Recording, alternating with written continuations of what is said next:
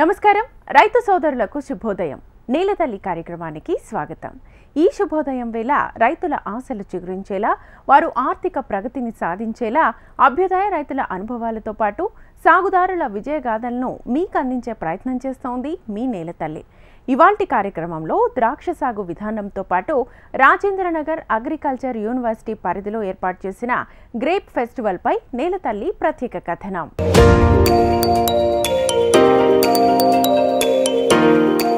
మేలైన పోషకాలను అందిస్తూ వేసవిలో సేద తీర్చే పళ్లలో ద్రాక్ష ఒకటి। అందులో ద్రాక్ష సాగులో తెలంగాణ ప్రాంత నేలలు మరింత అనుకూలం। ఒకప్పుడు రంగారెడ్డి జిల్లాలో ఎక్కడ చూసినా పచ్చని ద్రాక్ష తోటలే కనిపించేవి। కానీ ప్రస్తుతం నగర అభివృద్ధి పేరుతో ఈ తోటలు కనుమరుగైపోతున్నాయి। అలాంటి పరిస్థితుల్లో కొండ లక్ష్మణ్ ఉద్యాన విశ్వవిద్యాలయం ద్రాక్ష పరిశోధన స్థానం వారు 65 రకాల వెరైటీ ద్రాక్షలతో హైదరాబాద్ రాజేంద్రనగర్లో గ్రేప్ ఫెస్టివల్ని ఏర్పాటు చేశారు। ఈ క్రమంలో ద్రాక్షలో రకాలు వాటి యాజమాన్య పద్ధతులపై ద్రాక్ష పరిశోధన స్థానం head doctor T Suresh Kumar గారి మాటల్లో తెలుసుకుందాం।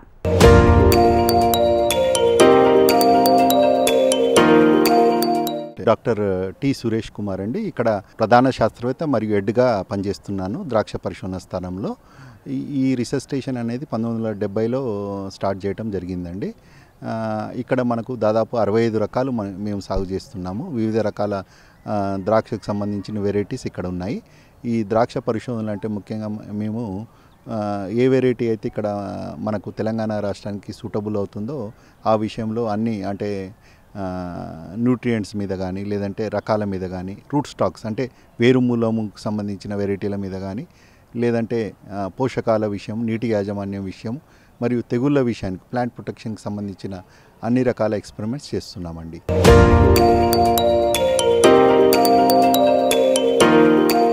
భారతదేశంలో 1940 నుంచి మనకు ద్రాక్ష సాగు చేస్తున్నారు। మొట్టమొదటిసారిగా భారతదేశానికి సంబంధించి ద్రాక్ష విషయానికి వస్తే 1940లో అప్పటి నిజాం ప్రభు ఈ ద్రాక్షను పర్షియా దేశం నుంచి తీసుకురావటం జరిగిందనమాట। దీనికి కారణం ముఖ్యంగా నిజాం ప్రభుత్వంలో పనిచేసే డాక్టర్ శంకర్ పిల్లే గారు అనేసి చెప్పుకోవచ్చు। 1940లో ఎప్పుడైతే ఈ ద్రాక్ష మన దేశానికి వచ్చి ఇక్కడ భారతదేశంలో మొట్టమొదటిసారిగా ఇక్కడ అనాబిషాయి అనే రకాన్ని తీసుకొచ్చి సాగు చేయటం జరిగిందనమాట। అప్పటి నుంచి ఇప్పటి వరకు అంటే దాదాపు ఒక 70 సంవత్సరాల నుంచి కూడా ఈ ద్రాక్ష అనేది దినదినము అభివృద్ధి చెందుతూ ఇప్పుడు దాదాపు ద్రాక్ష పరిశోధన స్థానంలో 65 రకాల ద్రాక్ష రకాలు ఉన్నాయి। దీంట్లో మనకు ముఖ్యంగా చెప్పుకోదలుచుకుంటే మనకు 4 రకాలుగా విభజించవచ్చు ద్రాక్షలో। ఒకటి టేబుల్ వెరైటీస్ అంటాము, ఇంకొకటి జ్యూస్కి సంబంధించి అంటే జ్యూస్కి సంబంధించి ఎక్కువగా కొన్ని రకాలలో జ్యూస్ శాతం అనేది ఎక్కువగా ఉంటుంది। ఇంకొక రకము వైన్ అంటే వైన్ తయారీకి సంబంధించి వెరైటీస్ కొన్ని ఉన్నాయి, ఆ వైన్కి సంబంధించిన వెరైటీస్ కొన్ని ఉన్నాయి। ఇక 4వ దానికి వస్తే ముఖ్యంగా మనకు ఎండు ద్రాక్ష అంటే మనం కిస్మిస్ అంటాము, రెజిన్స్కి సంబంధించిన కొన్ని వెరైటీస్ కూడా సాగు చేయటం జరుగుతుంది। భారతదేశంలో ముఖ్యంగా ఇప్పుడు దాదాపు ఒక 70 రకాలు సాగులో ఉన్నవి। దాంట్లో ముఖ్యంగా మనకు ఈ 4 రకాలకు సంబంధించి ఎక్కువగా రైతులు సాగు చేసే ఒక 15 నుంచి 20 రకాలు ఉన్నాయి। దాంట్లో ముఖ్యంగా చెప్పుకోదలుచుకున్న రకాలు రెడ్ గ్లోబ్ అనే రకం ఉంటుంది। దాని తర్వాత మనకు శరత్ సీడ్లెస్, నానా purple, crimson seedless, fantasy seedless అనే రకాలు కూడా ఉన్నాయి। ఇవే కాకుండా మనకు చాలామంది రైతులు సాగు చేసే రకము థామ్సన్ సీడ్లెస్। ఈ థామ్సన్ సీడ్లెస్ అనేది కూడా ఎక్కువ మంది దాదాపు ఒక 50 నుంచి 60% మంది రైతులు కూడా ఈ రకాన్ని సాగు చేస్తున్నారు।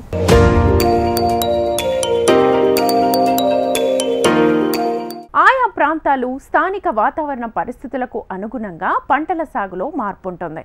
అలాగే ద్రాక్ష పళ్ళ తోటల సాగులో భాగంగా మేలైన దిగుబడుల కోసం ఎలాంటి వాతావరణ పరిస్థితులు ఉండాలి, రైతులు ఎలాంటి ద్రాక్ష రకాలను సాగు చేయాలి, యాజమాన్య పద్ధతుల్లో పాటించాల్సిన మెలకువలపై మరింత వివరంగా తెలుసుకుందాం।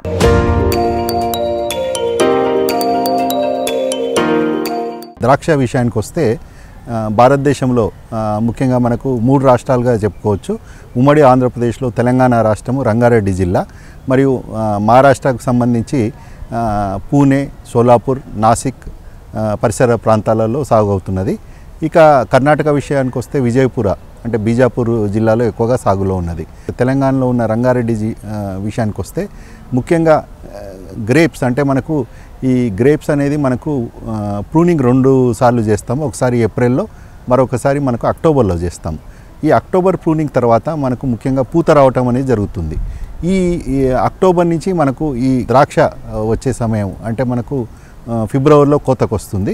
ఈ అక్టోబర్ నుంచి ఫిబ్రవరి వరకు మాసాలలో మనము టెంపరేచర్స్ గమనించినట్టయితే ముఖ్యంగా ద్రాక్షకు అత్యంత అనుకూలమైన వాతావరణం. అంటే అప్పుడు మనకు రాత్రి ఉష్ణోగ్రతలు వచ్చేసి మనకు 15 నుంచి 20 డిగ్రీలు, పగలు ఉష్ణోగ్రత 30 డిగ్రీలు దాటకుండా ఉంటుంది. కాబట్టి 15 నుంచి 30 డిగ్రీల మధ్యలో మనకు పూత మరియు కాత అనేది మనకు ఎక్కువగా వస్తుంటుంది. మరియు ఈ సమయంలో మనకు వర్షాలు కూడా అతి తక్కువగా ఉంటాయి. అంటే బహుశా ఈ సమయంలో మనకు నవంబర్ నుంచి ఫిబ్రవరి మాసం వరకు వర్షాలు అనేవి మన ప్రాంతంలో అంటే రంగారెడ్డి జిల్లాలో అసలు ఉండవు. కాబట్టి ఆ సమయంలో మనకు బెర్రీ క్రాకింగ్ అంటే కాయ పగలటం అనేది కూడా దాదాపు మనకు కనిపించదన్నమాట. కాబట్టి ఉష్ణోగ్రతలు మరియు నేలల విషయానికి వస్తే నేలలు కూడా మనకు ఎర్రచలక నేలలు ఎక్కువగా ఉంటాయి రంగారెడ్డి జిల్లాలో. ఈ 2 విషయానికి వస్తే అత్యంత అనుకూలమైన వాతావరణం మరియు నేలలు రంగారెడ్డి జిల్లాలో ఉన్నాయని చెప్పుకోవచ్చు.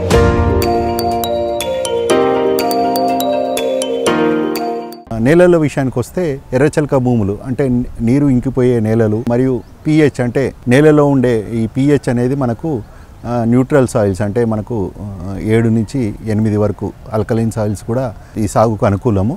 మనకు రంగారెడ్డి జిల్లాలో ఎక్కువగా మనకు ఎర్రచలక నేలలు అంటే మనకు ఉదజని సూచిక pH అంటే ఉదజని సూచిక అంటాము. అది 7 నుంచి 8 మధ్యలోనే ఉంటుంది. ఈ ఉదజని సూచిక మరియు ఈ ఎర్రచలక నేలలు అనేది ద్రాక్ష సాగుకు ముఖ్యంగా మనకు క్వాలిటీ గ్రేప్స్ అనేది ఈ నేలల్లో మనకు ఈ వాతావరణంలో మనకు మంచి దిగుబడులు ఇస్తున్నాయి.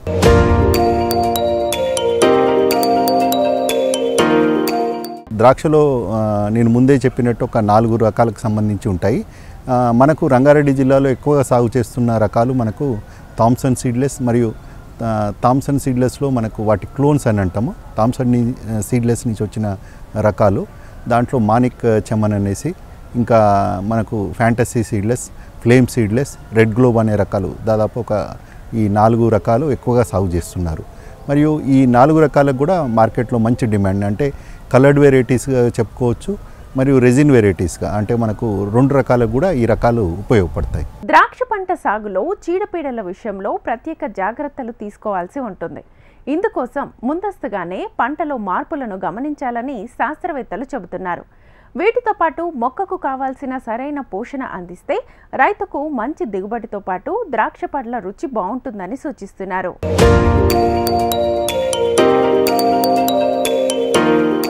ఈ గ్రేప్స్లో గమనించినట్టయితే ఎక్కువ మటుకు మేము ఫర్టిగేషన్ పద్ధతిలోనే ఎరువులు అందిస్తుంటాము. మనకు ఏప్రిల్ మాసం నుంచి మనకు దాదాపు 15 రోజులకు ఒకసారి ఫర్టిగేషన్ పద్ధతిలో నత్రజని, భాస్వరం, పొటాషియం అందించడం జరుగుతుంది. ముఖ్యంగా ఎందుకంటే ఆ సమయంలో మనకు ఈ పూత పిందె ఉండదు కాబట్టి ముఖ్యమైన పోషకాలు అందిస్తుంటాము.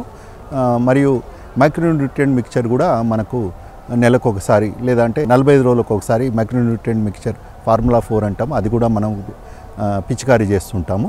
ఇక తర్వాత ఈ ఫ్రూట్ ప్రూనింగ్ అంటే అక్టోబర్ మాసం నుంచి ఎప్పుడైతే మనం ఈ కొమ్మలు కత్తిరించిన తర్వాత ప్రతి 15 రోజులకు ఒకసారి డ్రిప్ పద్ధతిలో ఒక వైన్ అని అంటాం. ఒక చెట్టుకు వచ్చేసి డ్రిప్ పద్ధతిలో మనకు 100 గ్రాముల నుంచి 150 గ్రాములు అందేటట్టు అంటే సమపాలలో నత్రజని, భాస్వరం, పొటాషియం అనేది అందిస్తుంటాము. మధ్యలో ఈ ప్రతి 2 నెలలకు ఒకసారి ఈ 4 నెలలు అంటే పూత నుంచి కాపు వచ్చే వరకు 4 నెలల్లో 2 సార్లు సూక్ష్మ ధాతు లోపాల నివారణ కోసం ఈ ఫార్ములా 4 అనేది కూడా స్ప్రే చేయడం జరుగుతుంది.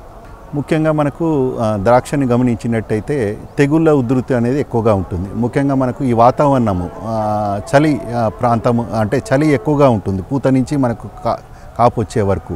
ఈ చలి ఎప్పుడైతే మనకు రాత్రి ఉష్ణోగ్రతలు 15 నుంచి 10 డిగ్రీలకు పడిపోయినట్టయితే మనకు తెగుళ్ళ ఉధృతి అనేది ఎక్కువగా ఉంటుంది. దీంట్లో ముఖ్యంగా తెగుళ్ళు అనేవి మనకు ప్రధానంగా డౌనీ మిల్డ్, పౌడరీ మిల్డ్ అనే 2 తెగుళ్ళు వస్తుంటాయి. వాటికి సంబంధించి ఫంజిసైడ్స్ స్ప్రే చేయటం జరుగుతుందన్నమాట.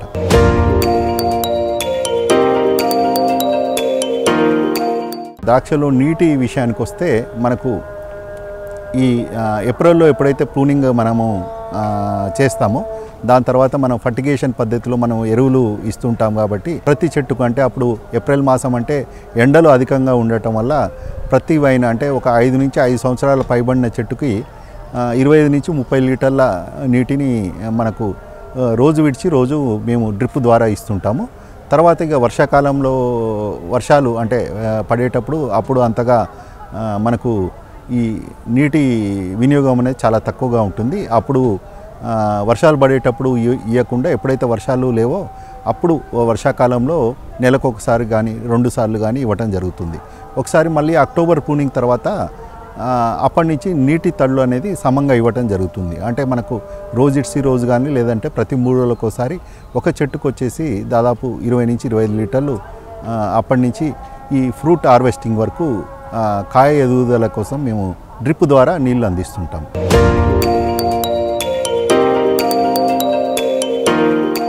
ద్రాక్ష పంట సాగులో రైతు అధిక లాభాలను సాధించాలంటే పండు నాణ్యత బాగుండాలి. ఇందుకోసం ఇంటిగ్రేటెడ్ పద్ధతిలో పంటను సాగు చేస్తూ సీజన్ల వారీగా మేలైన యాజమాన్య పద్ధతులను పాటించాల్సి ఉంటుందని ద్రాక్ష పరిశోధన స్థానం head doctor T Suresh Kumar గారు అంటున్నారు.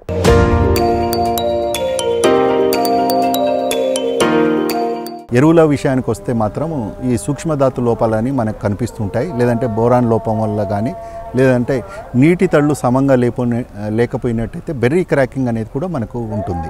ఈ బెర్రీ క్రాకింగ్ లేకుండా కూడా మేము సూక్ష్మధాతు లోపాల నివారణకు ఈ ఫార్ములా 4లో కూడా బోరాన్ ఉంటుంది. కాకపోతే అప్పుడప్పుడు మనకు స్పెషల్గా కూడా ఈ సాల్యుబర్ అనేది మనకు లిక్విడ్ రూపంలో మనము ఫర్టిగేషన్ ద్వారా ఇస్తుంటాము మొక్కలకు.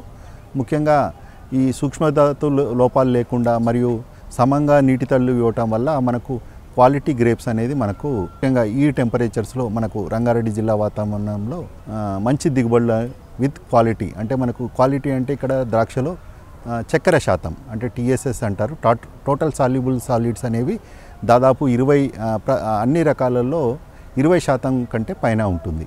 ఈ 20% కంటే పైన ఉన్న ద్రాక్ష మనకు అత్యంత తీపి మరియు పోషకాలు కూడా యాంటీ ఆక్సిడెంట్స్ అనేవి కూడా మనకు ద్రాక్షలో ఎక్కువగా ఉంటాయి.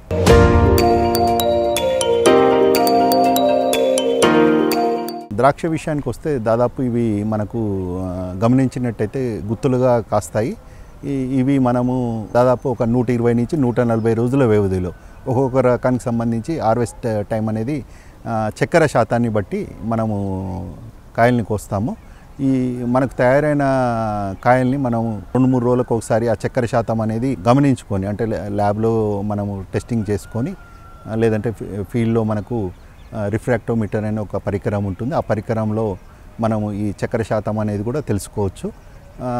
తెలుసుకొని వీటిని హార్వెస్టింగ్ అంటే బంచెస్ రూపంలో చేసేసి కొద్దిగా కాడా ఉండేటట్టు ఉంచుకొని హార్వెస్టింగ్ చేసి మనకు కార్డ్బోర్డ్ ప్యాకేజ్ అంటే కార్డ్బోర్డ్ పేపర్కు సంబంధించి అంటే ఇది ఎట్లా అంటే 2 కిలోల బాక్సులు 5 కిలోలది 10 కిలోలు ఉంటే 10 కిలోల పైన బాక్సులు అనేవి ఉండవు. దాదాపు ముఖ్యంగా ఏంటంటే 2 కేజీ బాక్స్ కానీ లేదంటే 5 కేజీ బాక్స్ అనేది చాలామంది రైతులు ప్యాక్ చేస్తుంటారు. ఇలా 2 నుంచి 3 కిలోల పట్టే అంత కార్డ్బోర్డు ఈ బాక్సులలో ప్యాక్ చేసిన తర్వాత మనకు రిఫ్రిజిరేటెడ్ వ్యాన్స్లో కానీ లేదంటే దగ్గర మార్కెట్స్కి అయితే ఆ రిఫ్రిజిరేటెడ్ వ్యాన్స్ కూడా అవసరం లేదు. అంటే మనకు ఈరోజు తెంపిన కాయ మనం రేపు ఎల్లుండి కూడా మార్కెట్కి పంపించుకోవచ్చు. గ్రేప్ ఫెస్టివల్ పేరుతో నగరవాసులే స్వయంగా రుచి చూసి కొనుగోలు చేసే అవకాశం ఉండడంతో పెద్ద ఎత్తున సందర్శకులు వస్తున్నారు. రంగురంగుల ద్రాక్షలను రుచి చూస్తూ కుటుంబ సమేతంగా సందర్శనలో పాల్గొంటున్నారు.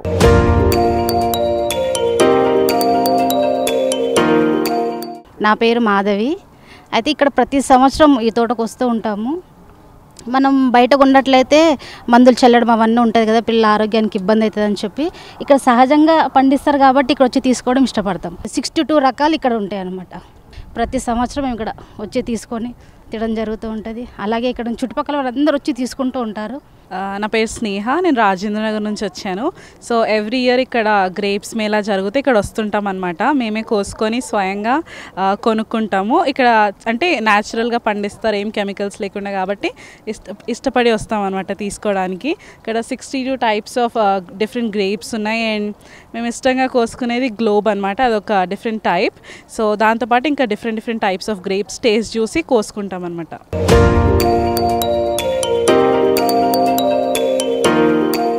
మేము గత 4-5 ఇయర్స్ నుండి ఎవ్రీ ఇయర్ మేము ఇక్కడికి వస్తాము. కామన్గా గ్రేప్స్ ఎక్కడైనా దొరుకుతాయి, కానీ ప్రత్యేకంగా ఇక్కడికే వచ్చి ఎందుకు కొనుక్కోవాలంటే ఇవి వాళ్ళు చాలా సేంద్రియ పద్ధతిలో వీటిని అమ్మడం కానీ, తక్కువ ఖర్చులో అమ్మడం కానీ, టేస్ట్ కూడా చాలా బాగుంటాయి. డిఫరెంట్, మనం ఎక్కడికి వెళ్ళినా ఒకటే టైపు గ్రేప్స్ కొనుక్కోగలుగుతాం, కానీ ఇక్కడికి వస్తే డిఫరెంట్ టైప్స్ గ్రేప్స్ చూడొచ్చు, ప్లస్ కొనుక్కోవచ్చు.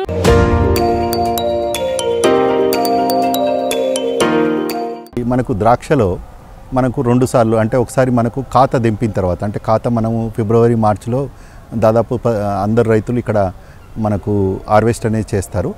ఈ మార్చిలో హార్వెస్ట్ చేసిన తర్వాత ఏప్రిల్ మాసంలో ఫార్వర్డ్ ప్రూనింగ్, అంటే ఏప్రిల్ ప్రూనింగ్ అనేది చేస్తారు.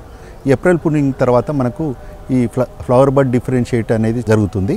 ఈ కొమ్మలు కత్తిరించిన తర్వాత మనకు తగిన పాలల్లో మనము ఎరువులు, ఈ పోషకాలు అందించినట్టయితే అక్టోబర్ మాసానికి మొత్తం ఈ కేన్స్ అనేది డెవలప్ అవుతుంటాయి.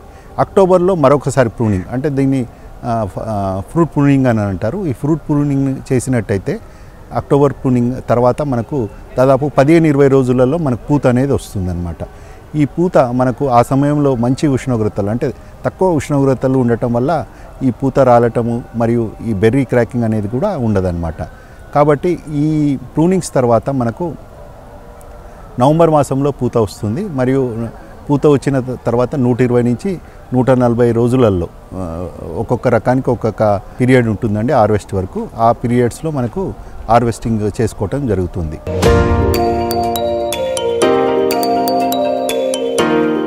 ప్రతి చెట్టు కూడా ఒక వైన్ అని అంటాము చెట్టుని.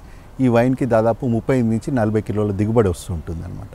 అది మనకు సేంద్రియ పద్ధతిలో, అంటే మనకు పశువుల పెంట, ఫామ్ యార్డ్ మాన్యూర్ ద్వారా కానీ, వర్మి కంపోస్ట్ ద్వారా కానీ అంత శక్తిని మాత్రం మనం ఇవ్వలేము. కాబట్టి సేంద్రియ పద్ధతిలో ఇంకొక అంశం ఏంటంటే మనకు తెగుళ్ళ ఉధృతి అనేది కూడా కొద్దిగా మనకు అరికట్టడం అనేది చాలా ఇబ్బందిగా మారుతుంది. అంటే మనకు ఈ పౌడరీ మిల్డ్యూ కానీ, డౌనీ మిల్డ్యూ అనేది అరికట్టడం అనేది కెమికల్ పెస్టిసైడ్స్, ఫంజిసైడ్స్ వల్లనే మనకు సాధ్యమవుతుంది.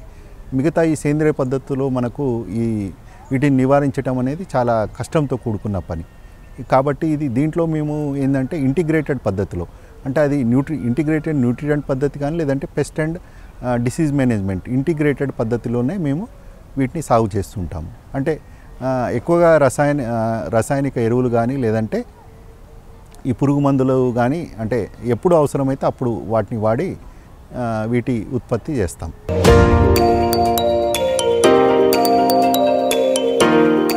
తెలుగు ప్రాంత రైతులందరికీ ఒకటి గమనించాల్సిన అంశం ఏంటంటే, దీంట్లో మొట్టమొదటి ఏడాది మనకు పెట్టుబడి వ్యయం అనేది కొద్దిగా ఎక్కువగా ఉంటుంది. అది ఎకరానికి దాదాపు 7 నుంచి 8 లక్షల రూపాయల వ్యయం అవుతుంది. ఈ 7 నుంచి 8 లక్షల వ్యయం ఎవరైతే పెట్టదలుచుకున్నారో వాళ్లకు ఈ పంట, అంటే మనం పెట్టిన మొదటి సంవత్సరం, రెండో సంవత్సరం అధిక దిగుబడులు రావు, మూడో సంవత్సరం నుంచి అధిక దిగుబడులు అనేది వస్తాయి. అంటే ఎకరానికి మనము ఖర్చులు అవన్నీ తీసివేసినా కానీ మనకు ఎకరానికి ఒక 2 నుంచి 3 లక్షలు మనకు ఆదాయం ఈ ద్రాక్షలో మనం సాధించవచ్చు.